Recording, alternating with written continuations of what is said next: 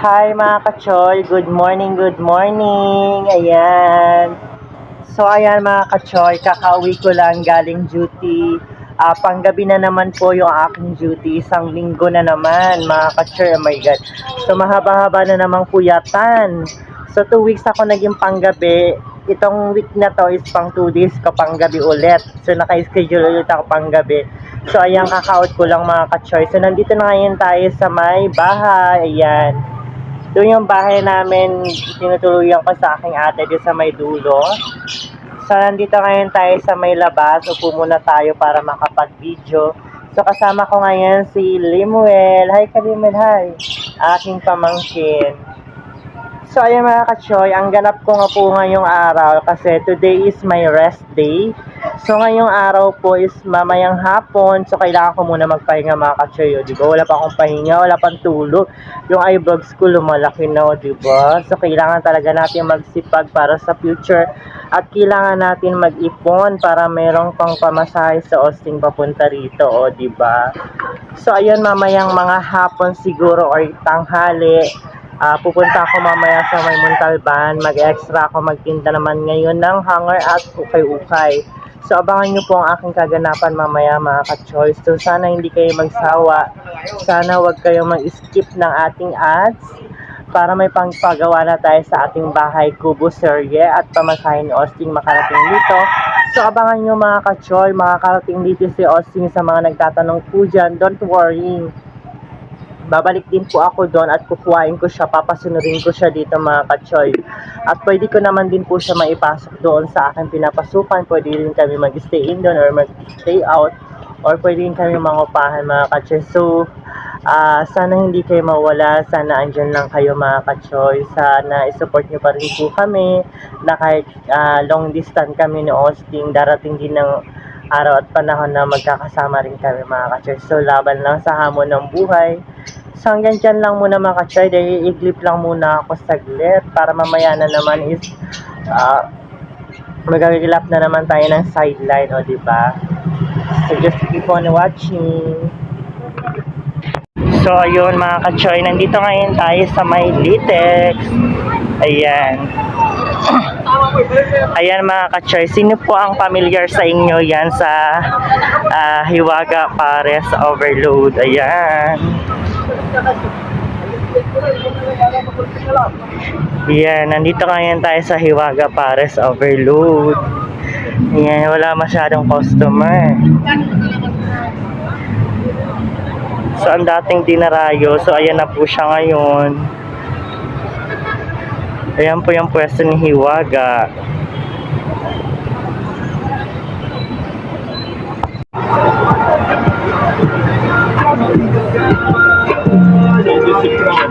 Nandiyan si Dizzy, LA to the motherfucking take it easy. Napis is true, ang gusto namin sa tuloy.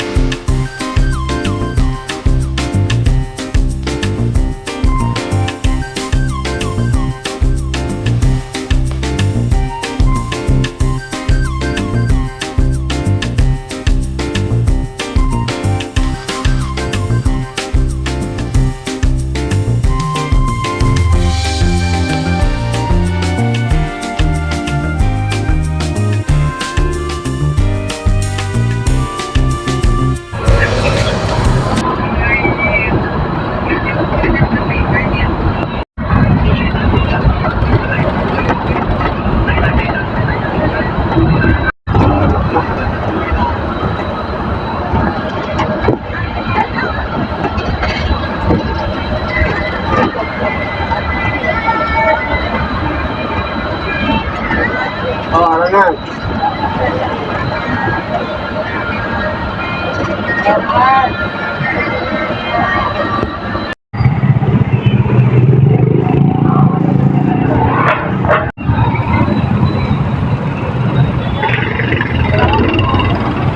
So ayun mga ka-choy, nandito ngayon tayo sa may San Isidro, dito sa Rodriguez Rizal. Ayan, dito tayo sa may Ultra Mega.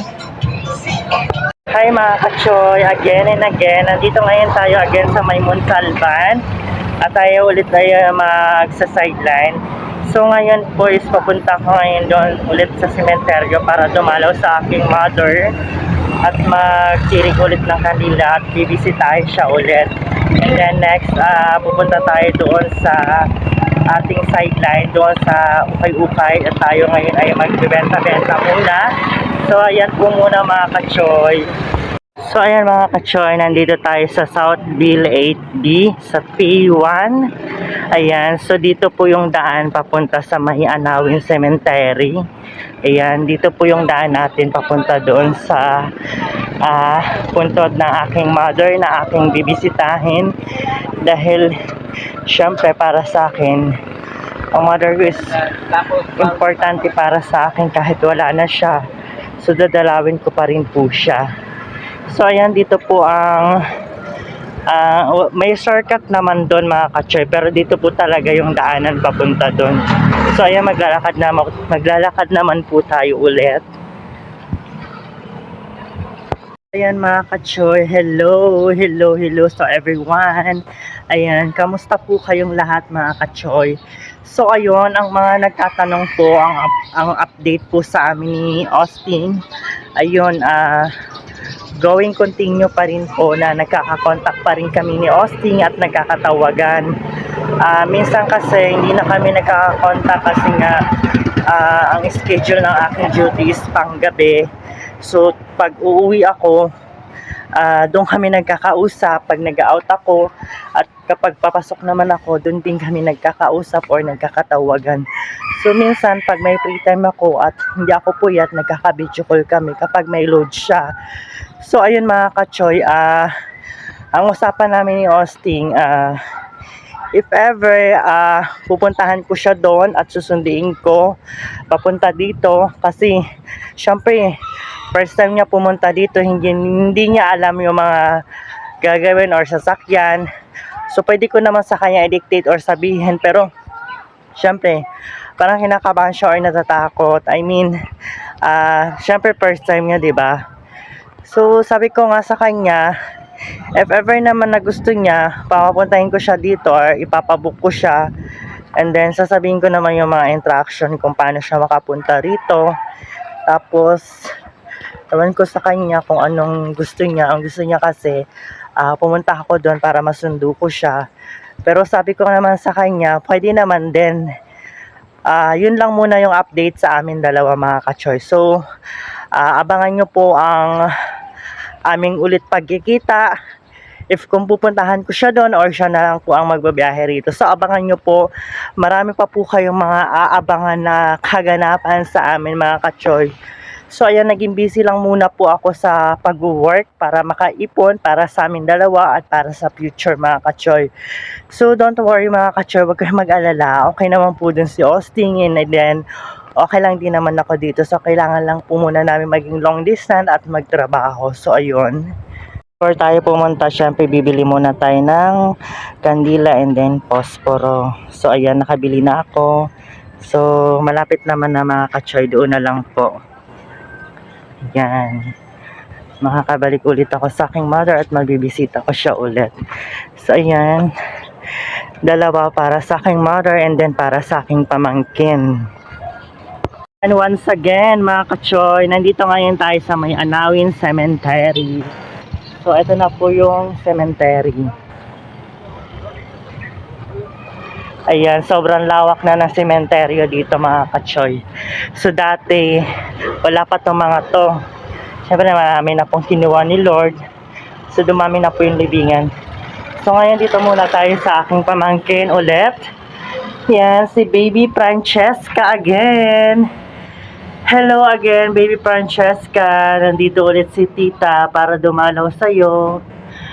Sobrang miss na kita, and then miss ka na ni daddy mo, and then ni mami mo. Ayan, nakabisita ako ulit sa'yo, baby, kasi nga free time ni tita. So, ayan, magtirik muna ako ng kandila. Mga ka-choy, nakapagsindi na po ako kay baby Francesca. Naman po mag-isa, mga ka-choy. Ako na naman po ulit mag-isa. So, ayun mga ka-choy, nandito na ulit tayo kay mama. Ayun, kay Pastor Bito. Hello mama, kamusta na dyan ma? Ayan, nakabisita ako sa'yo ulit ma. Ayan, miss na kita ma. So, nandito ngayon ulit ako mga ka-choy sa sementeryo. Ayan, binisita ko ulit si mama. At magtirik ako ulit ng kandila.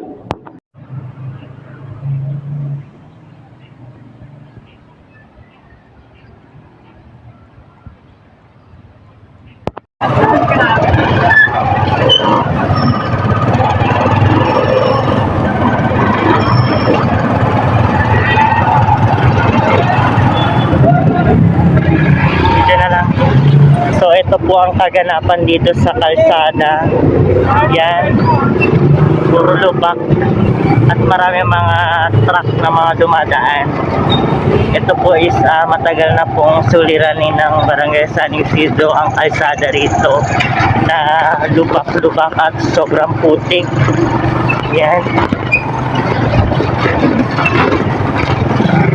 So ngayon may ginawa na po sila ditong drainage para kapag umulan dyan po pasok yung mga tubig at ayun po yung kalsada.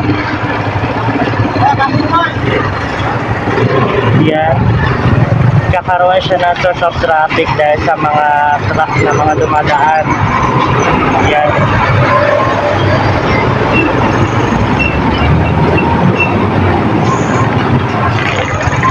Sobrang alikabok